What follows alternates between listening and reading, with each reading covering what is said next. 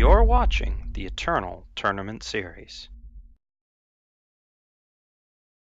Hello, good day, and welcome to the Season 6, Week 3 ETS Open Tournament. I am SirRhino, and joining me in the booth today to bring you all this awesome Eternal card game action is Mark, aka Chibikawaii. How you doing, Mark? Oh, I'm doing fantastic. How about yourself? What you got going on? It's just a lovely Saturday where I get to watch some great Eternal go down, so I certainly can't complain about that. So let's get to it. We've got, I would say this qualifies as an interesting matchup ahead of us here. We've got starlbirth on Time Justice Shadow Ramp Control, maybe something like that. I think the original submitted deck list name was Stranger Things, although no strangers in the deck. But certainly some interesting things going on here. And starlbirth will be going up against BruisedByGod, an ETS stalwart who's bringing Xenon mid-range, a big take on Xenon. So let's do a quick breakdown of what we've got in front of us here. Yeah. I don't know. So I'm pretty excited about for starlburst's deck, considering the 4 means to an end. And I know we were talking about this a little bit before, but there really is not a lot of life gain sources in the deck. So I'm curious to see how much of an engine it actually becomes. I'm guessing they've done some practice. Or they're just doing it for the sweet memes. One of the two. Either way, I will be entertained. Yeah. It should be pretty good. I think the first phrase that comes to mind when I see this deck is half-baked. Where there's a lot of great and awesome ideas, like, oh, I love means to that. Ooh, okay, we're ramping. Oh, we have Bart as our ramp payoff so that we can find stuff like with the Bart. Like, this is actually trying to use Bart ultimate activations to get these one-of relics. Oh, these are cool ideas. And then you kind of look at the layer below and you're not quite sure how it's all going to actually work when your only activations, as you mentioned, for means to an end are 4 Ion and 1 Lethrai Falchion. There's nothing else to fill up your void. And then even if you start filling up your void with means to an end, why? Like, you have 2 Forgotten Finds, and then you have no other way to get things out of the void other than Vodakhan Staff. Yeah, that's all you need. And you might end up putting one of your toolbox relics into the void, so then you can't get it with Bartolo anymore. So there's some questions that I have that I don't know if we'll ever get the answer to, but maybe this upcoming match will give us some of them. On the other end, I would say this next deck's a little less mysterious, despite having 4 Champions of Mystery in the main board, but we've got BruisedByGod on Xenon mid. Yeah, no, and I believe either himself or somebody else was on a very similar list last week, where I was questioning how good Champion of Mystery was. I was very promptly shut up. The card seems pretty good. Oh yeah, especially in today's meta. I mean, like there's not much to say about this. I mean, we've seen at least very similar versions of the deck before. It's a very good deck. Mm-hmm. I feel like Bruised is favored, but who knows? Yeah, I'd say it has a bit more of a coherent game plan. I actually used a deck like this to get Masters this month. This is very similar to the deck I used to get Masters. The notable difference is this deck has no Stray into Shadow anywhere in the 90, and is choosing to play Sewer of the Past in the side and main decking Predatory Carnosaur, so that's a pretty high curve, but also a lot of haymakers. So we'll see how that plays out as we're about to give these players the go-ahead and get into this game. And I think I have to agree that I'll give the edge to BruisedByGod in this matchup, mostly because I at least know what to expect out of their deck. Yeah. Starburst's a bit of a wild card here. I'd love to see somehow it all come together and work. I'm going to be a little skeptical. I mean, I think if Starlburst draws the right cards, I think it's going to be fine, and he'll do some things. I'm just also interested by the Vodakhan in the sideboard for Starburst. I don't know. I'm excited. I just want to see some things. I just want to see some things. I think that's Starburst sideboard is like, well, if all of these shenanigans don't work out, I can just side into Harsh Rule, Reality Warden, and Vodakhan, and at least these are cards that do things. So, yeah. Vodacon actually pretty good or not Vodacon. Well, Vodacon's okay in this matchup, but Reality Warden's actually an intriguing card to bring in here as it dodges Carnosaur and a lot of removal other than Death Strikes. Are there?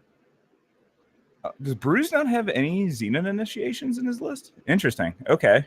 Yeah, 0 initiation, 4 Annihilate. That's that's not a card you see as a 4 of a whole lot anymore, just because the prevalence of multi-faction cards has been going up and up and up.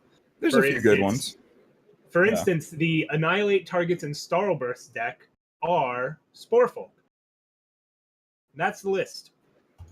That's the best target. Yeah, but anyway, the game is underway.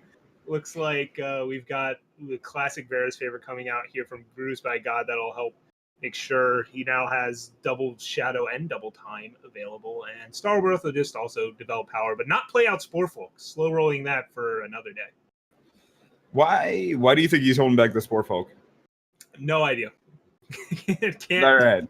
Don't have an answer. Again, I don't know exactly what's going on. Maybe you save it as like a way to burst finish means to an end unexpectedly. I really can't say. But speaking of means to an end, Starbirth plays that out here rather than the Ion, and BruisedByGod plays Ion instead of a means to an end.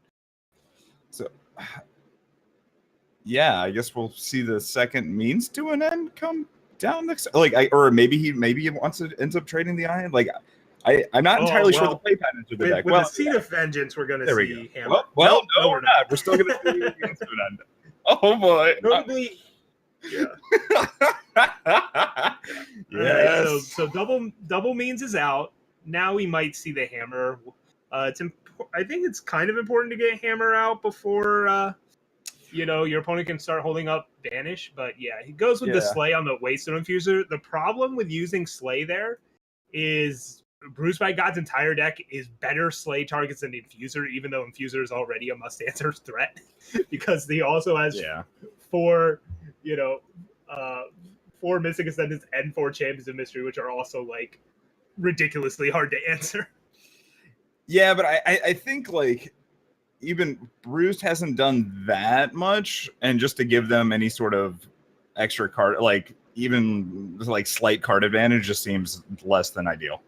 So I'm fine with the Slay, but I 100% agree. There are so many different targets, and Starl can't really answer anything else right now. Here comes Ion out from Starbirth. BruisedByGod will maybe Death Strike it. Yep, there it goes. So these means will continue to do nothing. But Starbirth finds a Seraph off the top. That's a good grab here. Of course, it might get answered by a Predatory Carnosaur in the near future. But in the meantime, Portic Runehammer comes out, takes out the Ion, and BruisedByGod's turn is a go.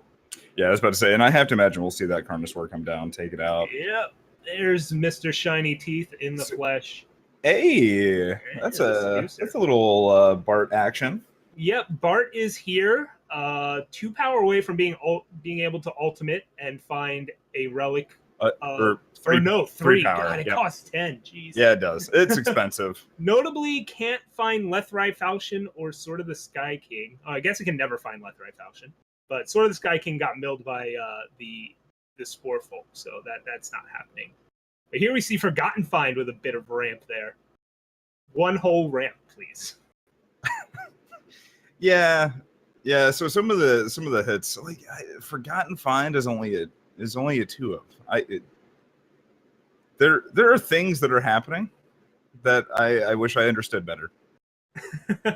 Some things, sometimes ignorance is bliss, right? Yeah. So you have to. Yeah, I was about to say you have to let the Acolyte through here, and just chomp on that. But I guess he's drawing towards Slay. All right. Well, this Forgotten Find has 0 power in the void to hit. This game kind of played out how we speculated, where it's like, all right, you have means to an end.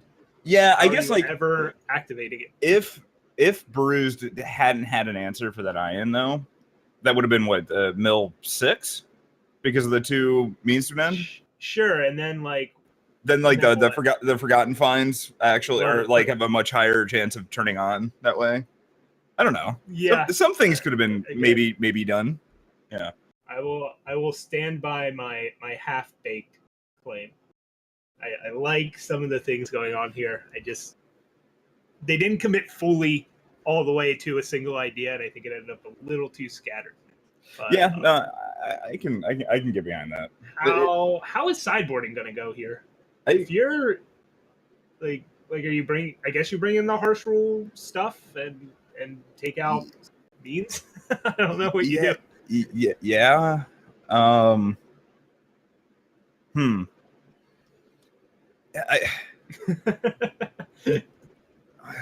I guess I think you probably just want bigger but Reality Warden doesn't actually seem that easy to cast in Starl's deck. Yeah, I guess not, but it's still a 7/7 provider. Yeah. I think it's a bit hard to speculate on how this deck's going to sideboard simply because we don't even understand its main deck plan that well. On the other end with BruisedByGod, he's got a lot of interesting choices. Sabotage is pretty good against a deck with so many relics, although I don't know if you actually care about them. Time Weaver's pretty good against a ramp deck when your opponent has targets like the Last Word, Sword of the Sky King, Mask of Torment. I don't know if making Mask of Torment 10 really makes it that much worse, but those are interesting cards. I just don't know if they end up really making the cut. We know the Annihilates are going to come out though. Yeah, so I was about to say something's going in for them. Is it just? God, yeah, I don't even know. Is it? Do you do you put in some number of stewards just to get even extra bodies? But I'm fine with Steward beatdown, but I think it's Time Weaver. I think you just swap the Annihilate for Time Weaver, because if you think your opponent is bringing in Harsh Rule, then you can play the body, and if they have the Harsh Rule, cool, now it costs 10, and if they don't have the Harsh Rule, something else is more expensive, but you still have this body to beat. Okay. I think that's an unreasonable approach, but it looks like as this game is getting underway, Sabotage is what came in, so we thought that might have been it. It might have been Time Weaver, but it looks like at least Sabotage is in. And we'll see how this game plays out. I do think starlbirth has the avatar advantage, though. That's something we can't discount. Yeah, and I was about to say, I was really interested to see if this Spore Folk was going to get shot off, especially since the Forgotten Find was there. And if it wasn't, then I was going to get really confused about kind of what we're doing here. But it looks like Slay is going to be taken. I can't imagine that sort of the Sky King's going to go away. Yeah, so Slay gets taken, and all right, Forgotten Find turns into one Time Sigil because there's a bunch of Seek Powers in the void. Not sure if that's true. Not sure if you noticed, but it looks like Starl actually brought in Vodacon too. Sure, yeah, it looks like they just went into trying to be bigger than mid-range kind of thing, where Reality Warden came in, Vodacon came in. Reality Warden, as you speculated on, hard to cast sometimes. Yeah. As starlbirth is currently 2 justice short of getting it out of hand. Yeah, and how many...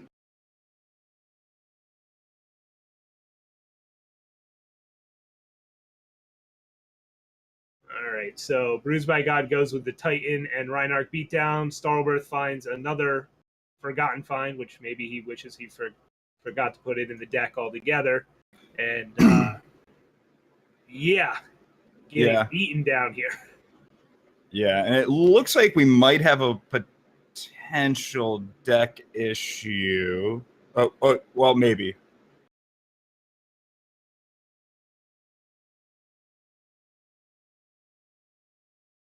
All right, but we're gonna. Okay, yeah. So I think. Starlbirth, in the meantime, is getting beaten down, but gets the block with an Ion here and mill a couple cards off means to an end. That makes the Forgotten Find better here, as 2 power is now in the void. But he's also facing down lethal. So that's going to mean he's dead right now on board. Yeah, they didn't come in depleted. Then at least the Reality Warden would have been able to come down, but... Ooh. Right. Rough stuff. Yep. Just beaten down by the beatdown. So, quick 2-0 from BruisedByGod. And can't say that's too surprising. No, yeah. Unfortunately, I would have liked to have, seen a little bit more play from the deck, or at least seen it come together. Because, Starl, basing purely off the avatar, it looks like Starl's got a lot of time in the game, and I would have liked to have seen this kind of work a little bit more fluid. Like I'm sure that it did in testing for them to bring it to the ETS. Who knows? I do think there's some really intriguing ideas being put together here Exactly. that I haven't seen before. Yeah. I like the actually trying to use Bartolo's ultimate in like a ramp deck is a cool idea, but then not committing all the way to ramp and maybe playing something like Great Parliament while in those factions. Maybe that's a good idea. or something like that, where instead they were trying to be both a void deck and a ramp deck and a life gain deck, and I think it was just too many cute things together at once. Yeah, honestly, I think if you just got rid of the means to end, get rid of the means to end, get rid of the sport folk, get rid of the forgotten finds, and I think you got I definitely understand a little bit more what they were trying to do, but to have 4 means to an end for 2 forgotten finds, because that really seems to the payoff that they're going for. Yeah. Which theoretically you could get with just playing Spore Folk. If you just want, but even still, I would like to have a few more. I don't know. I guess that's the biggest part that I'm unsure about with this package or with this list. Yeah. Yeah. Forgotten Find is a potentially powerful card that I don't know if it's got the right enablers or home for it just yet. They did cast it and get a couple power out of their void in those games, but it certainly wasn't a powerful card, at least in those games. But there's some cool ideas going on here. Yeah, but I guess 2 of the 3 times we saw it cast, it was a worse Seek power, right? Yeah, kind of. Also, I guess that they had more use out of filling their void than I initially gave credit for, just because they do have 4 dark returns and they do have Ion can get things out of the void. So yeah. So I guess I initially didn't quite see all of it. I just kind of glossed over the 4 dark return, I guess. But I mean, even then, getting, because how many units are actually in the deck in total? There's 4. There's only 16 units. Is that right? Or are there 20? Oh, well, there's 4 Izindel, 4 Seraph, 4 Bart, 4 Ion, 4 Sporefolk. That's 20 units. I don't know if you really want to dark return to Sporefolk. And then obviously in the sideboard, there's more. Yeah. Okay. All right. Well. But on the other side, BruisedByGod moves on to the 1-0 bracket with Xenon. I think this deck's pretty good. The buff to Banish has been incredible in play for me. Just being able to hold up both Ion and Banish is real nice on certain turns. Yeah. They play really well together. So I love Waystone Infuser Champion. Waystone Infuser plus Mystic Ascendant can just bury certain decks. So really sweet stuff. I'm a bit different of a take than my Xenon deck or other Xenon decks out there, but you can't go wrong with just having 4 of the all the way down the way. Yeah. I definitely, I guess, I don't know. Maybe the only change that I would make to Bruised deck would be taking out 2 Annihilates and getting 2 Xenon Initiations. But I'm getting word we're switching over to see Tatsumaki versus EternalTzu. Looks like Tatsumaki on Felon Control and Eternal is on some sort of Combre aggro. Yeah, let's get these lists up as I quickly duck in. It looks like Tatsumaki is about to die. Yes. Eternal aggro is a really rough matchup for Feln. It turns out Stand Together is a good card against Feln, and Tatsumaki just goes down. I don't know if that was game 2 or game 3 or game 3's coming. All right, that apparently was the game 2. Game 2. So now we're tied up going to game 3. So we're gonna 1-1. Yeah, get that all set up. So we've got Tatsumaki versus EternalTzu, as you said, and tied up 1-1 here. All right. Okay. So this should be. How do you?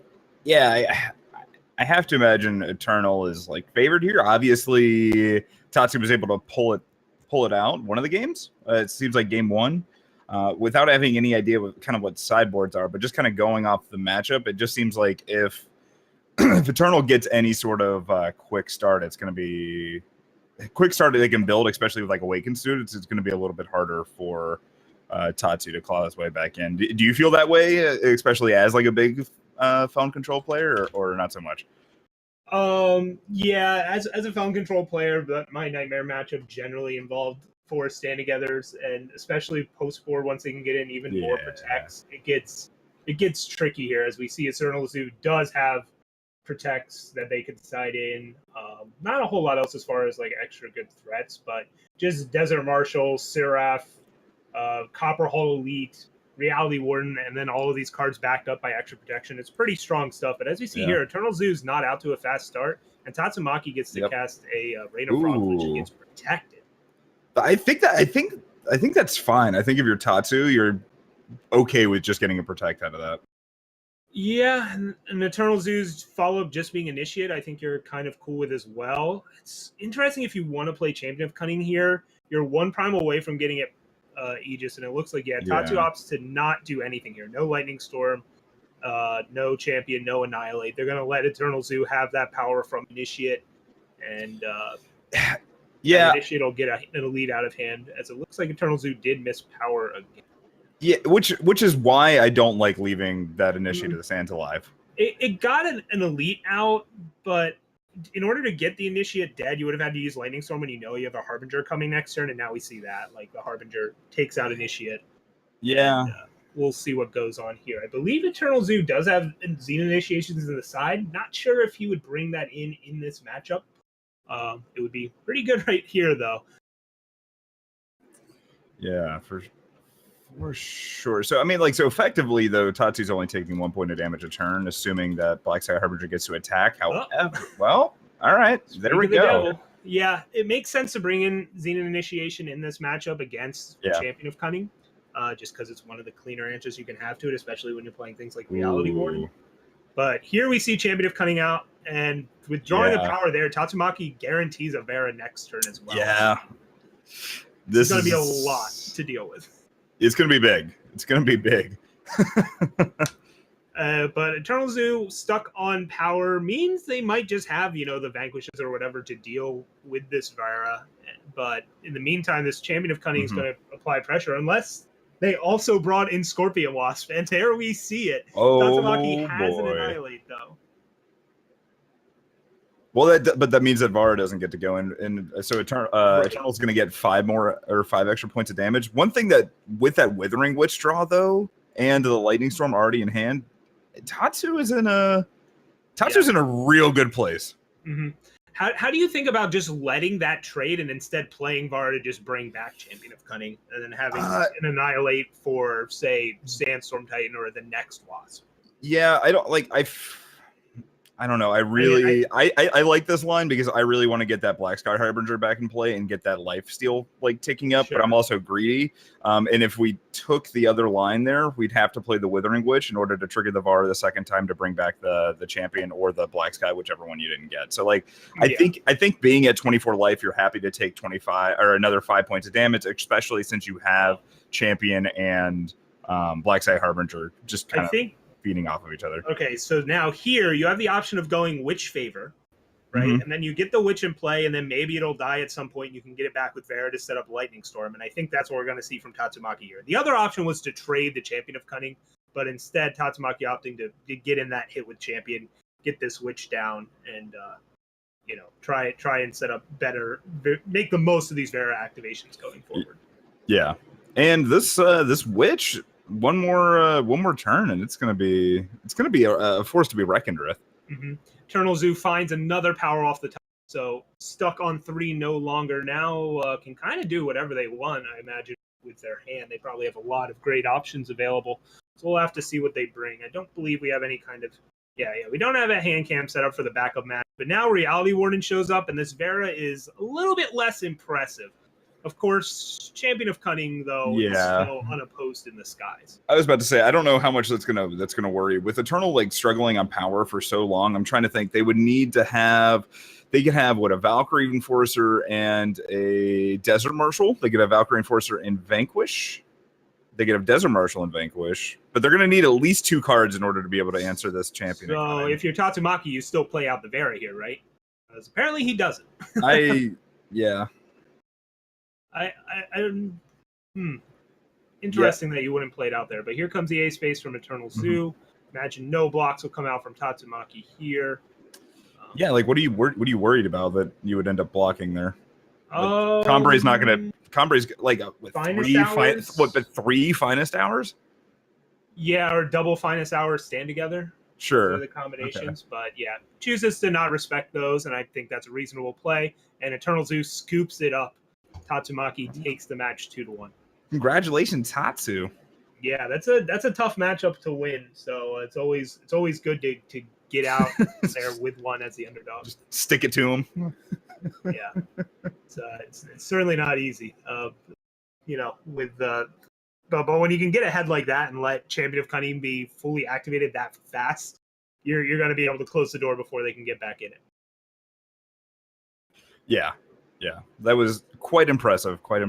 But it looks like we don't have any more backups. Rhino, did you have anything else you wanted to copy or digest about that game? No, there wasn't a whole lot to break down there as outside of what we saw, right? Where maybe you should have played Vera there. But other than that, it was pretty well played by Tatsumaki, and I imagine their opponent did what they could, being a little tight on resources. That Harbinger both presenting a threat and taking out a power from the Initiate was a big swing that's hard to come back from. So well played though to both players. It looks like we have only one match left outstanding. So once that's resolved, we'll get to the next round and bring a whole bunch more of Eternal action.